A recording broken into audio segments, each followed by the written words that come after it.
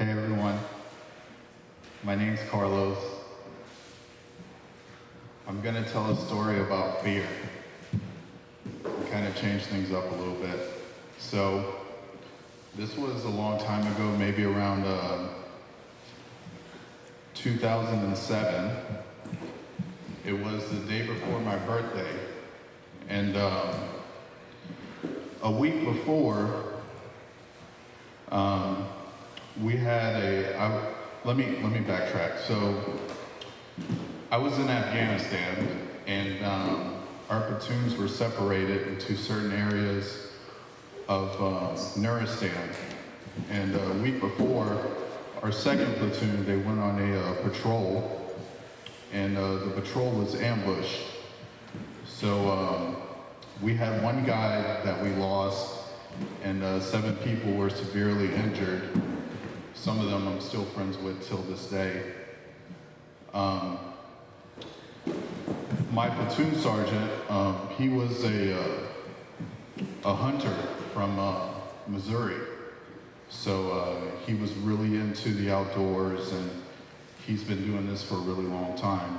He woke us up without giving any intel to the locals or our higher command before the sun came up, and told us that we all had to go out. So we went out on a march, and we walked from behind the village, it was called Camus at that time, up the mountain and to a valley overlooking the Cornwall River. When we got there, he grabbed me by my shoulder and he yelled for me to tell everyone to kind of duck down, and then he pulled up the forward observer. When he pulled them up, he told them to call for fire on certain areas on the side of the mountain. Now, nobody knew what was going on at the moment, but as soon as the rounds landed, an outrageous amount of people that we didn't know were watching us the whole time just popped out of every single angle of the tree line and on the adjacent mountains overlooking the valley, and they just started firing on us. So everyone ran to the front of this kind of wall that was made of complete stone, and these women ran past us completely covered, holding sticks on their backs. And it was just probably the craziest thing I've ever saw. And as I just stood there and froze for a minute, and the thing that woke me up was that coming from another mountain not too far from us, a huge round just kind of came by. Later I learned it was a rocket-propelled grenade, just kind of flew over us and it exploded. And when I turned around, I saw a huge cat, and it just moved really loud. So then I ran behind a rock, and my friend who lives in Pennsylvania right now, he's like, "Carlos, what do we do? What do we do?" And I said, I don't know. You know, there's just bullets flying everywhere. I don't know what to do. So I was like, well, we gotta move. We can't stay here. So I got up to move, and this guy who worked for the militia of the local village ran up to me, and he started screaming. And he started waving his hands to get down, get down. So I immediately stopped and laid on the ground, and as soon as I did that, dirt just picked up from all around me. And then he picked me up, and we started to run, and we all slid down the mountain. And when we got to the bottom, we started running towards the village, and once we got there, there was this old man who was standing outside of his doorway holding a little girl.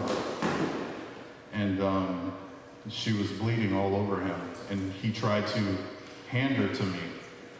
So I ran up to him to try to grab the little girl, and everyone, they grabbed me, and they pulled me back into the base. And once we got there, we thought that we would be safe, but apparently the base has been getting fired upon since our ordeal on the mountain. And mind you, I'm saying this very fast for respect to the dancers, but it kind of lasts a little bit over an hour or so.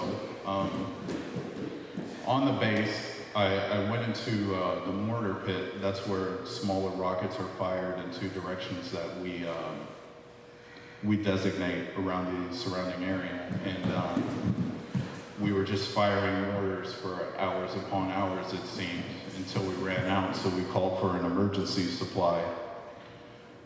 So I ran out with a guy from Special Forces and the rest of the mortar team with some Afghan National Army guys to get the rest of the rounds. It was in a Black Hawk helicopter. They slowly came close to the helicopter landing site, and at that point, we started getting inbound rounds into the camp. So the helicopter started to tip because they had to take off to protect it.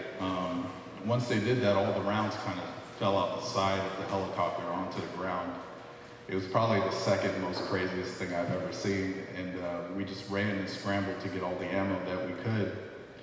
And while we were doing that, rounds started landing closer and closer to us. So a guy grabbed me by my shirt and pulled me away from the ammunition, and then we started to run.